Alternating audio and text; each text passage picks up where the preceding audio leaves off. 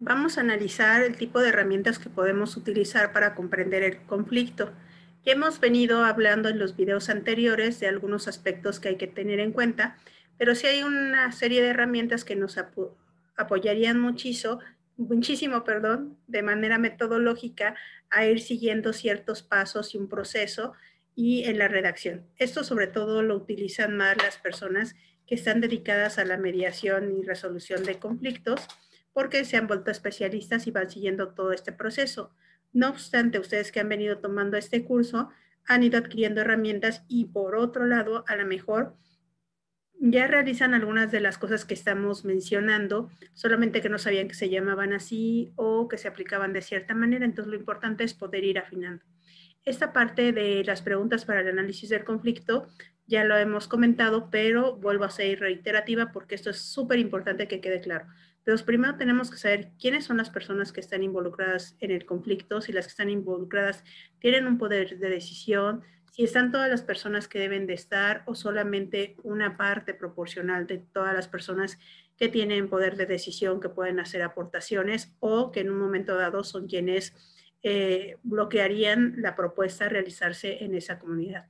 ¿Cuáles son las emociones que son expresadas y cuáles son las emociones que tienen contenidos? Puede ser que siempre estén hablando del enojo, de la ira, de la frustración, de la corrupción, o sea, y todo lo que les provoca el tema de la corrupción, pero nunca hablan de la parte de la solidaridad, del encuentro, del apoyo, de la colaboración, entonces, o de la amistad, o de la parte del fortalecimiento.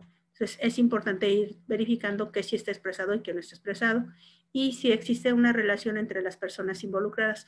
Por lo regular, en una comunidad de tipo cerrada, pues la mayoría van a ser familiares, ¿no? O son primos hermanos, o primos lejanos, o tíos abuelos. Entonces, si hablamos de una comunidad, pues regularmente todos van a ser familiares. Si hablamos de alguna colonia o de un barrio, pues son personas que vienen de diferentes lugares, ¿no? Que han emigrado de algún otro lugar y que se asentaron en ese lugar por las condiciones de vida, y entonces cada uno de ellos tiene una filosofía y una manera de ser totalmente distinta. O sea, no hay algo que los homologue para poder interactuar, ¿no?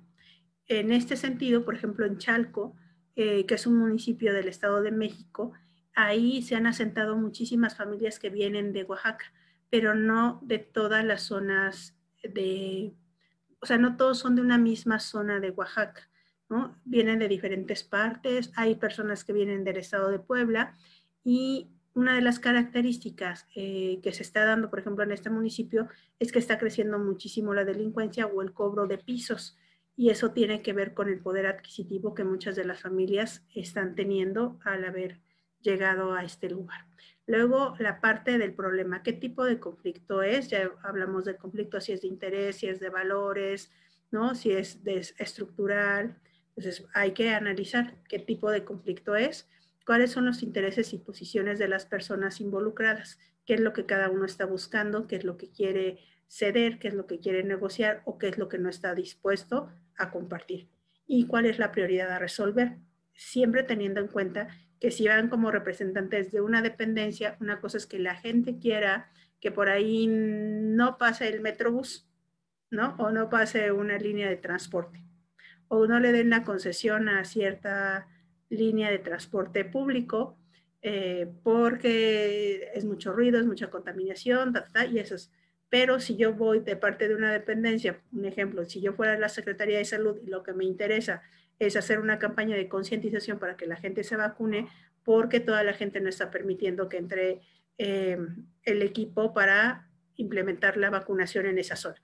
Ese es el conflicto a resolver, que los vecinos permitan, aunque se opongan a ponerse la vacuna, pero que permitan que ahí se instale un centro de vacunación. Eso es muy distinto a no quiero simplemente que pasen por esta zona. Entonces, aunque la gente no quiere o no cree en la vacunación, eso es diferente a que se oponga a que ahí se instale el centro de vacunación. Entonces, por eso es importante conocer cuál es la prioridad que quieren resolver. La otra es la parte del proceso, es indagar sobre los antecedentes, desde cuándo ocurre, cómo ocurrió, cuáles son las soluciones intentadas, cuál es el cargo y función de las personas involucradas y los resultados que han tenido. Y bueno, lo otro, una vez que ya conocemos el conflicto, esta información que ya mencioné en la lámina anterior, nos permite establecer un tiempo entre el inicio del suceso y su conclusión. Y aquí tenemos la etapa del preconflicto. El preconflicto, en términos de instalación de una fábrica. Bueno, pues ya llevan 10 años con que empezó la compra de ese terreno donde se anunció que se va a poner una fábrica y qué tipo de fábrica va a ser. Entonces ya hubo marchas, ya hubo cierre de calles, ya hubo plantones, ya vino gente a ponerse frente a Palacio Nacional y esa es toda la etapa del preconflicto. Es decir, el preconflicto tiene que ver con el tema en discusión, cómo empieza todo dentro de la comunidad y después viene la parte de la confrontación entre los que sí quieren, ¿no?, que se ponga esa fábrica porque lo miran como una fuente de empleo para la comunidad y de crecimiento económico, y entre los que son totalmente ambientalistas y dicen no, porque entonces va a haber tala de árboles, va a haber deforestación, va a haber esto, y entonces ahí es la etapa de la confrontación. Luego viene el punto de la crisis. La crisis es la empresa para la construcción de esa fábrica por todos los obstáculos que está teniendo, porque aunque siga pagando a un empleado para la construcción, pues no le permiten pasar. Entonces hay una crisis y empieza a haber pérdida, tanto para la empresa como para la misma comunidad, porque todos los que habían sido contratados para estar trabajando en la construcción pierden el empleo y entonces empieza toda una serie de confrontación. Después viene la parte del resultado, se sientan a mesas de negociación, llegan a un acuerdo, hacen un análisis de cómo disminuir el impacto ambiental a través de esta fábrica, todas las normas y medidas que tienen que aplicar, quiénes de la comunidad harían este seguimiento y esta revisión constante y la periodicidad con la que se haga, qué instituciones académicas estarían también respaldando que no se llegue a grados de contaminación. Entonces, una vez que se llega a esta negociación y se ve cuál podría ser el posible resultado, pues estaríamos hablando de la etapa del postconflicto, que es donde podemos evaluar los resultados. Una fábrica instalada, cumpliendo con todas las normas de regulación, los habitantes de la comunidad teniendo empleo y logrando mejorar sus condiciones de vida para poder tener un poder adquisitivo diferente, y entre las vecinas y los vecinos ya no existe esta confrontación y esta pelea que puede llevar a conatos de violencia. Es importante, una vez que tenemos toda la información de cómo inició el conflicto, pues poder hacer una línea de tiempo. Esta línea de tiempo de manera tridimensional nos permite ver desde cuándo inicia este evento y bueno, aquí se va colocando de manera cronológica los hechos, anotando los años, meses, días o horas, y se registra también la perspectiva de cada una de las partes involucradas. En este ejemplo tenemos la línea del tiempo de Uganda, ¿no?, el conflicto que hubo, que empezó en 1986 y que concluyó en 1989. Si se dan cuenta, es un pequeño resumen de los resultados de todo el proceso, ¿no?, qué es lo que se fue viviendo, y de manera gráfica esto permite. Claro que ustedes pueden hacer una indagación más profunda y contar con un documento donde esté más descriptiva cada una de las acciones que se realizaron, pero en términos de la línea del tiempo es solamente un resumen. Después viene la parte del mapa de los actores sociales. Este mapa lo vamos a aprender a hacer a través de un ejercicio que les voy a colocar en la plataforma, pero es importante que conozcan la simbología. Con el mapa de actores, aquí vamos a hacer una representación gráfica de qué personas son colaboradoras, quiénes son opositoras, dónde hay un conflicto y cuáles son todos los actores externos que están inmiscuidos dentro de la problemática. Entonces también estas nos proporcionan una imagen tridimensional sobre el asunto, colocando los nombres, colocando a las personas o a las instituciones incluso, y nos permite saber cuál es su punto de vista. La otra técnica es la técnica de la cebolla o de la dona. En esta es como si, así tal cual como la cebolla, que le quitamos la primera cáscara, la segunda, hasta que llegamos al centro. Aquí lo que vamos a hacer con esta técnica es ir colocando la información que nos van proporcionando cada uno de los actores sociales involucrados en las reuniones o en las plenarias que se va teniendo con la comunidad. Lo primero que voy a poner es cuál es la posición de las personas involucradas, qué interés tienen, ¿no? Su posición puede ser colaborador o opositor.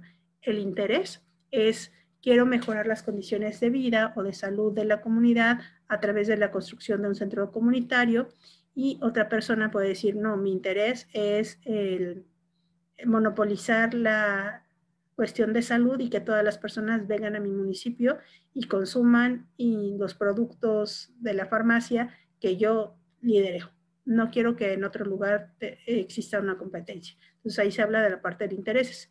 ¿Cuáles son las necesidades profundamente humanas? Es decir, desde esta parte de las emociones, de los sentires, qué es lo que quieren las personas resolver. Una cuestión de bienestar, una situación de salud, sentirse emocionalmente más felices o satisfechos, y por qué o para qué lo quiero. O sea, por qué hay esa necesidad en este momento justo de resolver un tema a lo mejor del agua. A lo mejor llevan generaciones y generaciones acarreando agua, pero ahora ya con lo que investigaron hay una serie de jóvenes en la comunidad que dicen si es posible, ¿no?, que se genere una infraestructura para traer el agua directamente a esta comunidad y que las personas ya no tengan que acarrear o tengan que venir pipas de agua. Entonces, esa es la necesidad primordial. O sea, ¿por qué lo quiero solucionar? Porque a través de los años ha sido una problemática pues que ha puesto en desventaja a hombres y mujeres en términos de cargar agua y llevarla, ¿no?, a los lugares. Ahorita recordé una imagen de una película, inclusive donde mencionaban, ¿no?, en todo este tiempo, cuando existían toda esta parte de los castillos, los nobles, ¿no? Había esta dificultad para obtener el agua. Entonces, cuando se bañaban en estas tinas, ¿no?, el primero en bañarse era el hombre, después seguían los hijos varones, hasta el último, y bueno, de ahí las hijas más jóvenes, y la mujer, y hasta el final eran los recién nacidos. Entonces había un gran índice de muertes, justo pues porque el bebé, ¿no?, aunque tuviera defensas, pues le tocaba recibir toda la serie de bacterias de todas las personas que ya se habían bañado con la misma agua. Pero aquí hablábamos de esta serie de privilegios en donde el hombre era el quien podía disfrutar de la primera agua, es decir, el agua más limpia, el agua más caliente, y todos los demás iban, ¿no?, reciclando y reciclando en un mismo recipiente que es la tina. Entonces, por eso es importante saber para qué queremos solucionar algo. Y lo otro, qué es lo que yo quiero como mediador, como gestor, como líder comunitario para esta comunidad en la que estoy colaborando. ¿Quiero su beneficio? ¿Quiero solamente cumplir una indicación institucional? ¿O en verdad estoy buscando el bienestar de todas y todos los involucrados?